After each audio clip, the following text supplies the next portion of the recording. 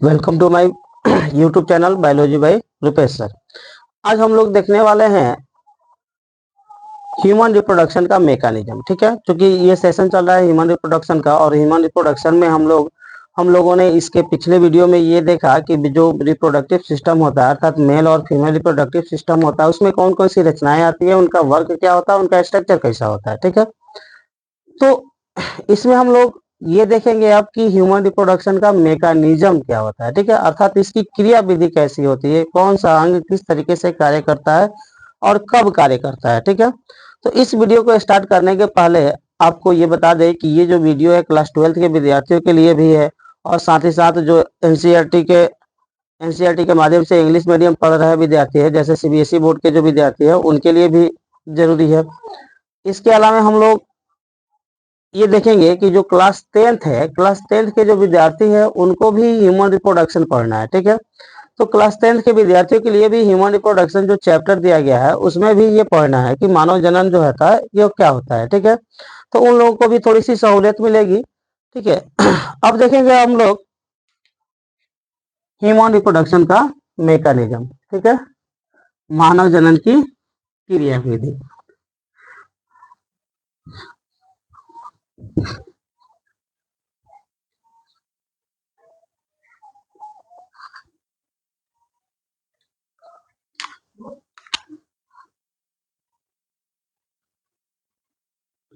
mechanism of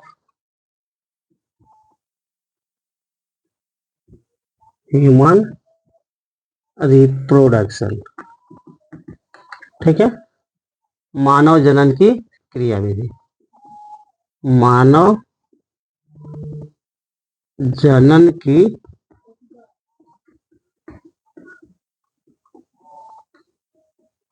क्रिया विधि। ठीक है, ये देखेंगे हम लोग। अब इसमें बताया जाता है कि जो मानव होता है, मानव में जो जनन की क्रिया होती है वो लैंगिक जनन होता है, और आप लोग को बताया जा चुका होगा चैप्टर 1 में कि जो लैंगिक जनन है, ठीक है, चाहे वो कोई भी जीव है, लैंगिक जनन की जो घटनाएं होती है उनको 3 भागों में बांटा गया है। टोटल मैकेनिज्म को, ह्यूमन रिप्रोडक्शन के टोटल मैकेनिज्म को 3 भागों में बांट दिया गया है। पहला क्या है बाबू, तो प्री फर्टिलाइजेशन,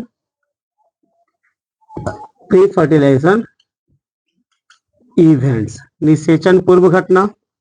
दूसरा जो है वो क्या है, फर्टिलाइजेशन इवेंट्स, फर्टिलाइजेशन इवेंट्स। और तीसरा जो है वह है पोस्ट फर्टिलाइजेशन इवेंट्स। ठीक है, पोस्ट फर्टिलाइजेशन इवेंट्स, निषेचन के बाद की घटनाएं। ठीक है, तो जो लैंगिक जनन है, लैंगिक जनन में जो घटनाओं को शामिल किया गया है उसमें पहला हो गया निषेचन पूर्व घटना, प्री फर्टिलाइजेशन इवेंट्स। दूसरा हो गया निषेचन, और तीसरा हो गया निषेचन के बाद की घटना, पोस्ट फर्टिलाइजेशन इवेंट्स। अब बताया जाता है कि निषेचन के जो पहले की घटना होती है बाबू, इसमें 2 क्रियाओं को शामिल किया गया होता है। ठीक है, निषेचन के पहले की घटना में 2 क्रियाएं शामिल होती है। पहला क्या होता है, तो पहला होता है क्या बाबू, तो गैमीटोजेनेसिस, गैमेटोजेनेसिस। और दूसरा होता है गैमेट ट्रांसफर, गैमेटोजेनेसिस और गैमेट ट्रांसफर। ठीक है, पहला होता है युग्मक जनन, और दूसरा होता है क्या बाबू, तो युग्मक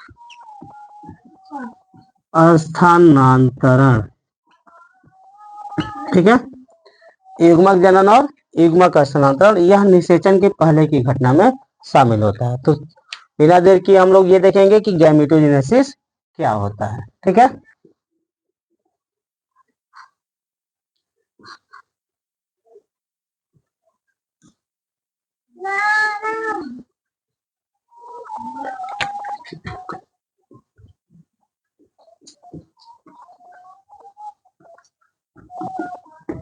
गैमेटोजेनेसिस, युग्मक जनन। आपको पता होगा कि युग्मक के बनने की जो क्रिया होती है उसको युग्मक जनन कहते हैं। ठीक है, लेकिन शायद ये पता होगा कि युग्मक किसे कहते हैं। ठीक है, गैमिट किसे कहते हैं, गैमिट किसे कहा जाता है, ठीक है। युग्मक किसे कहते हैं, तो युग्मक के बारे में क्या बताया जाता है, ठीक है। युग्मक किसे कहते हैं, तो चलिए यहाँ पे हम लोग युग्मक का डेफिनेशन देखेंगे। बताया जाता है कि जर्मिनल सेल में, ठीक है, जर्मिनल सेल में अर्धसूत्री विभाजन के फलस्वरूप, किस विभाजन के फलस्वरूप बाबू, तो अर्धसूत्री, ठीक है, अर्धसूत्री विभाजन, इंग्लिश में इसको हम लोग मियोसिस डिवीजन कहते हैं, ठीक है, मियोसिस डिवीजन, ठीक है। तो जर्मिनल सेल में, जनन कोशिका में या जनन उपकला में, ठीक है, जर्मिनल एपिथेलियम लिख देंगे यहाँ पे, जर्मिनल एपिथेलियम, जर्मिनल एपिथेलियम का मतलब हो गया जनन उपकला, ठीक है। तो जर्मिनल एपिथेलियम में अर्धसूत्री विभाजन के फलस्वरूप जो अगुणित कोशिका निर्मित होती है, ठीक है, जो हेप्लॉइड सेल, जो हेप्लॉइड सेल्स, जो अगुणित कोशिकाएं निर्मित होती है, उन्हीं अगुणित कोशिकाओं को अर्थात हेप्लॉइड सेल्स को हम लोग क्या कहते हैं, गैमेट कहते हैं, ठीक है। तो गैमेट का डेफिनेशन मिल गया कि गैमेट किसे कहते हैं, तो जर्मिनल एपिथेलियम में मियोसिस डिवीजन के फलस्वरूप जो हैप्लॉइड सेल बनते हैं अर्थात जो अगुणित कोशिकाएं बनती है, उन्हीं अगुणित कोशिकाओं को हम लोग गैमेट कहते हैं, ठीक है। अब बताया जाता है कि ये जो गैमेट होता है बाबू दो प्रकार का होता है, ठीक है। एक होता है मेल गैमेट, मेल गैमेट, और दूसरा क्या होता है, तो दूसरा होता है फीमेल गैमेट, ठीक है। तो मेल गैमेट जो है वह ह्यूमन में स्पर्म के रूप में पाया जाता है, और फीमेल गैमेट जो है वह ह्यूमन में ओवम के रूप में पाया जाता है, ठीक है। तो ये हो गया, स्पर्म का मतलब शुक्राणु और ओवम का मतलब अंडाणु, जिसको हम लोग एग के नाम से भी जानते हैं, ठीक है, एग अर्थात अंडे के नाम से भी जानते हैं, ठीक है। तो हमने क्या देखा बाबू कि जो गैमेटोजेनेसिस की क्रिया है, गैमेटोजेनेसिस का मतलब कि फॉर्मेशन ऑफ गैमेट, ठीक है। गैमेटोजेनेसिस का मतलब क्या हो गया बाबू, तो formation of gamete, formation of gametes is called का गैमेटोजेनेसिस, ठीक है। युग्मक के बनने की क्रिया को हम लोग युग्मक जनन कहते हैं। क्योंकि युग्मक जो है इसके डेफिनेशन बताएं हम कि जर्मिनल एपिथेलियम में, ठीक है, जर्मिनल एपिथेलियम में मियोसिस डिवीजन के फलस्वरूप अकॉर्डिंग अकॉर्डिंग कर रहे हैं, ड्यूरिंग डिवीजन ऑफ यानी during meiosis division in germinal epithelium some haploid cells are produce, ठीक है। अर्थात इस जर्मिनल एपिथेलियम में अर्धसूत्री विभाजन के फलस्वरूप कुछ अगुणित सेल जो होते हैं, हैप्लॉइड सेल्स जो होते हैं, वे निर्मित होते हैं, जिनको हम लोग गैमेट कहते हैं। हमने बताया यहाँ पे कि ये जो गैमेट होता है दो प्रकार का होता है, ठीक है। एक होता है मेल गैमेट और दूसरा होता है फीमेल गैमेट। तो जो मेल गैमेट होता है वह ह्यूमन में किस रूप में पाया जाता है, तो स्पर्म के रूप में पाया जाता है, और फीमेल गैमेट जो होता है वह ह्यूमन में किस रूप में पाया जाता है, ओवम के रूप में पाया जाता है, ठीक है। तो मेल गैमेट जो है वह स्पर्म होता है और फीमेल गैमेट ओवम होता है। तो इसलिए ये गैमेटोजेनेसिस की क्रिया भी दो प्रकार की हो जाती है, ठीक है। युग्मक जनन की क्रिया भी कितने प्रकार की हो जाती है, दो प्रकार की।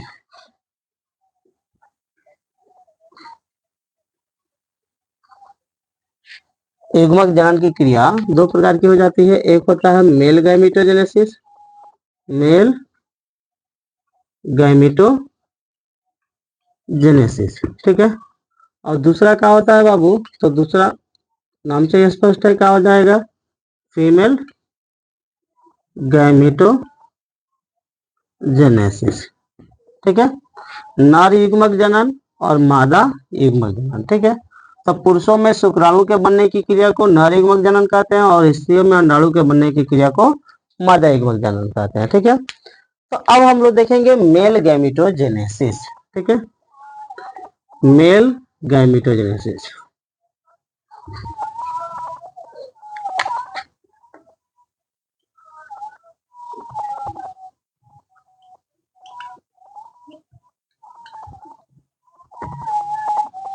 मेल गाइमेटोजेनेसिस, ठीक है। मेल गाइमेटोजेनेसिस नर युग्मक जनन, नर युग्मक जनन, ठीक है। नर युग्मक जनन किसे कहते हैं, ठीक है। तो नर युग्मक जनन अर्थात नर युग्मक के, ठीक है, कह रहा है कि formation of sperms in testis is called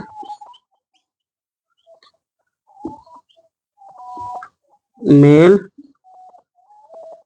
गाइमेटोजेनेसिस, ठीक है।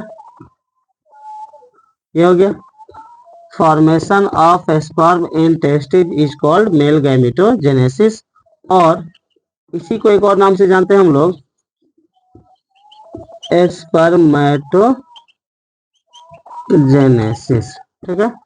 शुक्राणु जनन, स्पर्मेटोजेनेसिस अर्थात शुक्राणु जनन, या मेल गाइमेटोजेनेसिस अर्थात नर युग्मक जनन, ठीक है।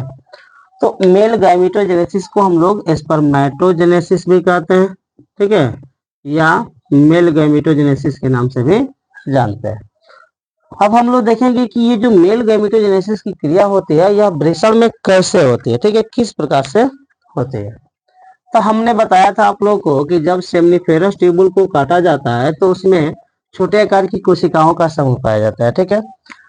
जब इस वृषण के अंदर जो शुक्र जनन नलिका पाई जाती है उसमें हमने बताया था कि जब जर्मिनल अर्थात जब वृषण के आंतरिक रचना में पढ़ाए थे हम आप लोगों को कि जो शुक्र जनन नलिका होती है जब उसको काटा जाता है तो उसमें दो प्रकार की कोशिकाओं का समूह दिखता है, ठीक है। छोटे आकार की कोशिकाओं को जर्मिनल एपिथेलियम और बड़े आकार की कोशिका को सर्टोली सेल कहते हैं, ठीक है, ये बताए थे हम। अब यहाँ पे हम लोग देखेंगे कि जो मेल गाइमेटोजेनेसिस की क्रिया होती है वो कैसे होती है। तो सबसे पहले ये हो गया जर्मिनल एपिथेलियम, ठीक है, जर्मिनल एपिथेलियम जनन उपकला, ठीक है। तो इस जनन उपकला की कोशिकाओं में सबसे पहले क्या होता है, तो समसूत्री विभाजन होता है, ठीक है। इस जर्मिनल एपिथेलियम के परत में माइटोसिस डिवीजन होता है, माइटोसिस डिवीजन, ठीक है। समसूत्री विभाजन होता है जिसके फलस्वरूप कुछ द्विगुणित कोशिकाएं निर्मित होती है। इन द्विगुणित कोशिकाओं को हम लोग क्या कहते हैं बाबू, तो sperm mother cell, sperm mother cells, या इन्हीं को हम लोग स्पर्मेटोगोनिया कहते हैं, ठीक है, स्पर्मेटोगोनिया या स्पर्म मदर सेल। अब इस स्पर्मेटोगोनिया में क्या होता है बाबू, तो ग्रोथ होता है, ठीक है, ग्रोथ होता है, विकास होता है, जिसके फलस्वरूप इनका साइज क्या हो जाता है, इंक्रीज कर जाता है, जिससे हम लोग क्या कहते हैं, प्राइमरी स्पर्मेटोसाइट, ठीक है, प्राइमरी स्पर्मेटोसाइट। अब इस प्राइमरी स्पर्मेटोसाइट में फर्स्ट मियोसिस डिवीजन होता है, ठीक है। कौन सा डिवीजन होता है, तो first meiosis division, first meiosis division प्रथम अल्पसूत्री विभाजन होता है जिसके फलस्वरूप दो अगुणित कोशिकाएं, क्योंकि ये जो प्राइमरी स्पर्मेटोसाइट होता है यह भी द्विगुणित होता है, ठीक है। अब इसमें जब फर्स्ट मियोसिस डिवीजन होता है तो दो हेप्लॉइड सेल निर्मित होते हैं, ठीक है, ये हेप्लॉइड होते हैं जिन्हें हम लोग सेकेंडरी स्पर्मेटोसाइट कहते हैं, ठीक है। इन्हें क्या कहते हैं बाबू, सेकेंडरी स्पर्मेटोसाइट, सेकेंडरी स्पर्मेटोसाइट।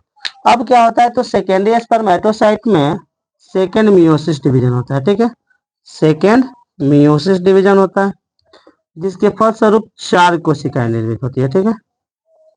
इसमें जब सेकेंड मियोसिस डिवीजन होता है, ठीक है, यहाँ पे लिख सकते हैं कौन सा डिवीजन होता है, तो सेकेंड मियोसिस डिवीजन, ठीक है। द्वितीय अर्धसूत्री विभाजन होता है जिसके फलस्वरूप 4 कोशिकाएं निर्मित होती है। चारों कोशिकाओं को हम लोग स्पर्मेटिड कहते हैं। ठीक है, इन चारों को क्या कहते हैं बाबू? तो स्पर्मेटिड्स। ठीक है, स्पर्मेटिड्स। अब क्या होता है? तो इस स्पर्मेटिड्स में कायांतरण होता है। ठीक है, मेटामॉर्फोसिस की क्रिया होती है।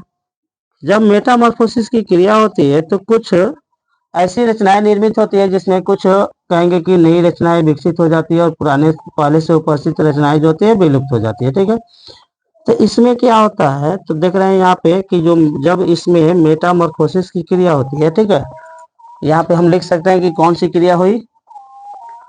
मेटामॉर्फोसिस। ठीक है, मेटामॉर्फोसिस ये अप्लाइड होगा, इधर लिख देंगे मेटामॉर्फोसिस, कायांतरण, कायांतरण। ठीक है, कायांतरण की क्रिया होती है जिसके फलस्वरूप क्या होता है? इसमें पुच्छ विकसित हो जाता है स्पर्मेटिड्स में और शीर्ष पर एक्रोसोम जो होता है वो इकट्ठा हो जाता है। ठीक है, यहाँ पे ये एक्रोसोम इकट्ठा हो जाता है। ठीक है, तो इन रचनाओं को हम लोग क्या कहते हैं? तो इन्हें कहते हैं स्पर्म्स या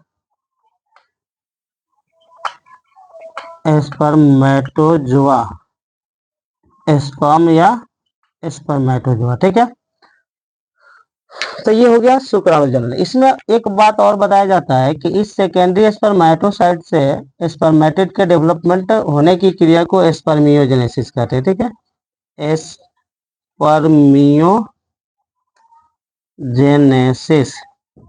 ठीक है, सेकेंडरी स्पर्मेटोसाइट से स्पर्मेटिड के डेवलपमेंट होने की क्रिया को या स्पर्मेटोजोआ के विकसित होने की क्रिया को हम लोग क्या कहते हैं? तो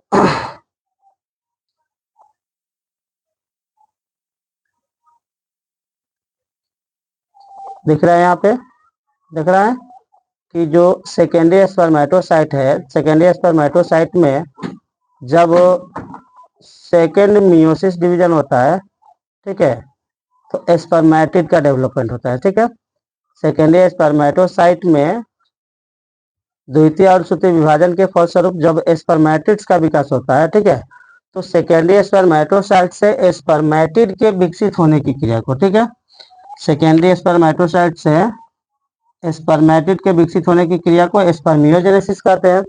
और स्पर्मियोजेनेसिस के बाद स्पर्मेटिड का निर्माण होता है जिसको, ठीक है, जिसमें कायांतरण के फलस्वरूप किसका निर्माण होता है बाबू? तो शुक्राणुओं का अर्थात स्पर्म्स का डेवलपमेंट होता है।